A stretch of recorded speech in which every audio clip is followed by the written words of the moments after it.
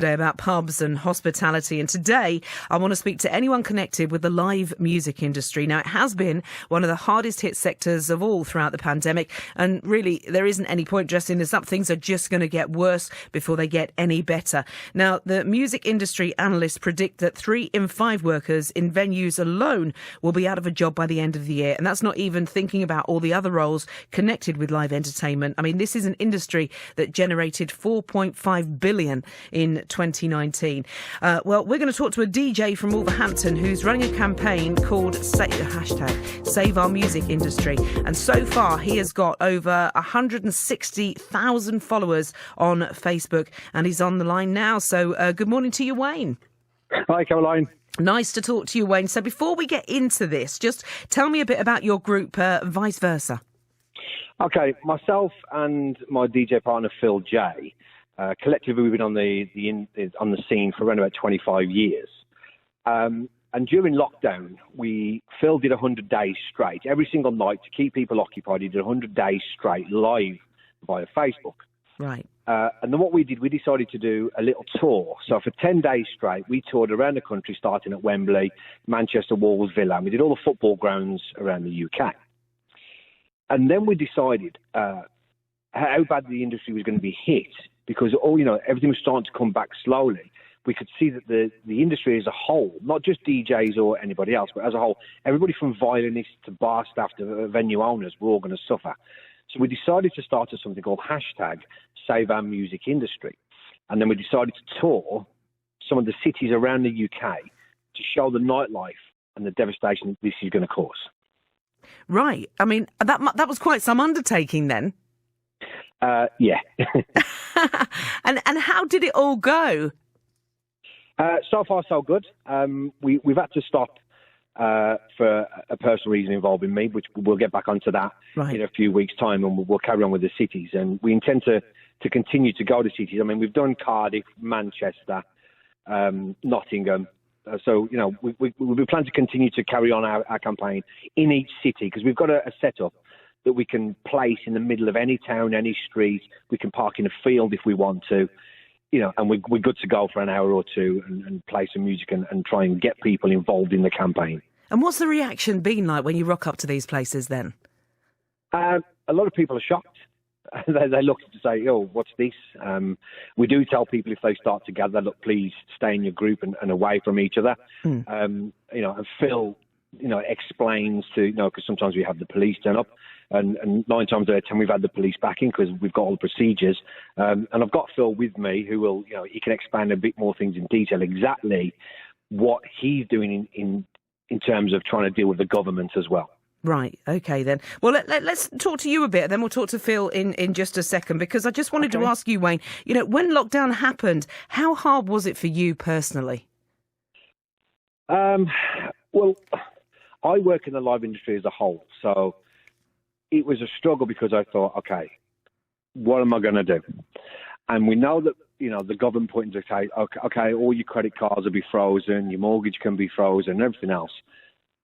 But what we wasn't told was, it's all going to be frozen, but your interest isn't. So once I put the freeze on, say, my car and my credit cards, when we started to come back out of it and trying to get a bit more work, they were saying, OK, well, you need to pay this lump sum amount of interest that you've missed. And I'm like, whoa.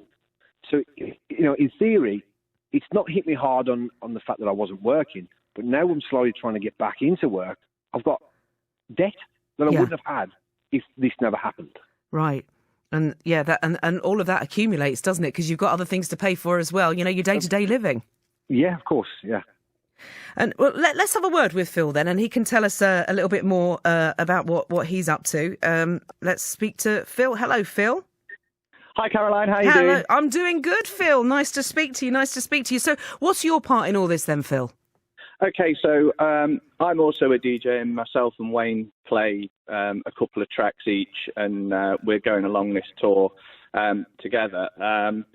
But my role in the background is to actually provide a meaningful cause for the campaign. And from that, we've devised some ideas that we think the government should implement going forward, because we understand that the reopening of venues is highly unlikely, but what they actually need is a fighting chance to survive not being open. They impose an awful lot of restrictions going forward. Each and every week there's a new restriction, like, we've got to be seated, but a lot of venues can't cater for seated events because they don't simply have the space.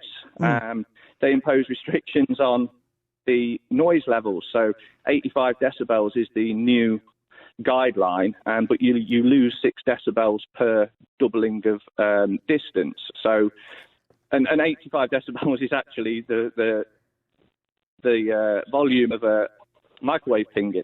Oh, goodness gracious! Well, because we heard even at weddings that, you know, if they have music there, it's got to be on it's got to be on low, hasn't it? Because you can't be singing along and shouting. No, it's to say it's ridiculous is actually wrong of us, because we've got to be supportive of what the government are actually doing. But with that, they also need to support us. So our plan is to try and get the government to extend the Insolvency and Governance Act, which was brought in 2020 at the beginning of lockdown, to stop creditors of businesses winding other businesses up. Right. Now, that ends very shortly, but for the music industry, the live entertainment industry, it will also end, but they need to be afforded that same protection that they were afforded, as with everybody, during lockdown going forward, because they're still not able to open. Yeah. We also want them to reconsider furlough or further payments to help them industries, going forward, because they're saying, alarmingly, if you can't open, you're not a viable business. And you quite rightly said in 2019 it was 4.8 billion. Yeah. Yeah. In 2018 it was 5.2 billion. How can you say that an industry isn't viable, your business isn't viable, when it contributes to a £5.2 billion income to the economy? It just doesn't make any sense. So how hopeful are you that you're going to be listened to? We've got a petition which was developed nearly 3 weeks ago. However, it's still not gone live. Right. That might be due to backlogs, or it might be due to the influx of other people's petitions, which are simply, ill-worded, to be quite frank. Open nightclubs. They're allowing them because they've got no substance. The one petition that's out there, which is ours, which has gathered substance because we've taken all the relevant legal advice, isn't actually getting noticed. So our plan is just to keep pushing, and with the help of radio stations like yourselves, the help of other large DJs who might jump on our hashtag and allow it to get more notice, we'll just keep going until we are listened to, because we all stand as one together. So we need to get that word spread then, don't we? And it's not just performers like yourself, is it, that are affected? I mean, so many jobs are connected to the live music. You've got the people at the venues, you've got the riggers, the electricians, the equipment, the promoters. There's a lot that goes into all of this. If you were to draw it out in a spider diagram, which I was actually looking at doing last night because my mind was working overtime, it extends so far. It is probably one of the most extensive industries you could actually look at, because it branches in so many different avenues. I mean, sign writers, for instance, people who design artwork for flyers, promoters, like you said, the people who hire equipment. It's just a snowball effect, and the actual industries that are not directly connected to the music industry as such, but provide services within that, are also going to suffer. It's going to create a snowball effect throughout through every industry, really, because it's all going to go as a snowball.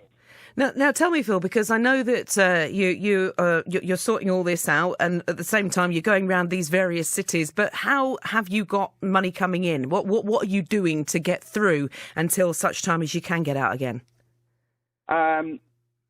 Fortunately, I've got savings, which I was prudent enough to place away, and I've been chipping away at savings. And then a little bit of freelance work in the insolvency and accountancy market. That's pretty much how I get by day to day. My partner is constantly being in work because she was able to work from home as a training provider. So it's okay. It's still a struggle. It's not nice to see your savings deplete over the past 6 months when you've worked hard to achieve them. Exactly, because, when you're in that situation, you chip away and you chip away and you chip away, and then before you know it, you're down to almost nothing. It gets alarming each time you have to dip in, doesn't it? Yeah, and we're dipping in weekly at the minute. And, it is what it is, but, we can take comfort in the fact that we're not on our own. There are a lot of other people in that same predicament, and it helps to talk to each other about what you can do to try and generate money where you can go. I mean, the problem that we've got is that there are that many people applying for every single job, whether they're overqualified, underqualified, perfectly qualified. Everybody is applying for all of the same jobs at the minute because there's a complete paucity of them. It's this is a familiar tune that people are telling me for any job that they do. Well, listen, if people want to find out more about it, where can they find more information? I'm going to pass you over to Wayne now. Oh, hello, Wayne. Hello. Oh, you're back. Okay, if you want to get involved, they can join our page, which is the Vice Versa, which is a capital V, V-I-C-E, then a capital V, E-R-S-A. Right. And also, whatever they want to do, they can just support the hashtag Save Our Music Industry, or they can follow me or Phil on Facebook, which is Wayne Scott Fox, or Phil Charman. Lovely. Well, we'll put a link to that on our Facebook as well, and we wish you well, Wayne, but keep in touch and keep us updated on how things are going, okay? Certainly will. Keep it a good show, Charman. Thank you, Wayne, and thank you, Phil. Very good to have you on today. So they're struggling away there. Anybody else in this situation? 08